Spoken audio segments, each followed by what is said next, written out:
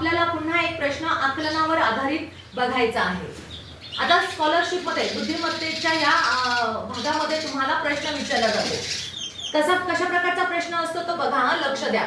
त्यांनी काही शब्द दिलेले आहेत, कमळ, तगर, प्रहार, खारट, पसार।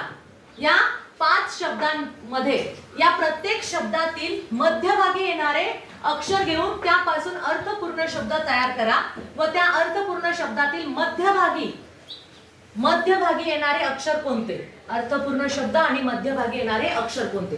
आता या शब्दाच्या मध्ये सांगा बरं कोणते कोणते अक्षर आहे।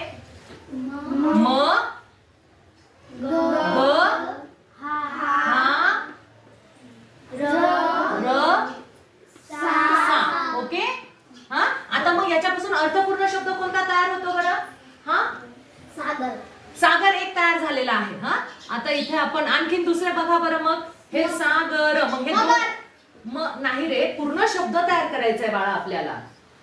मग सागर, मग हे 2 अक्षर उरले, मग तुम्ही कसे घेणार त्याला? मग कोणता शब्द तयार होऊ शकतो सांगा बरं?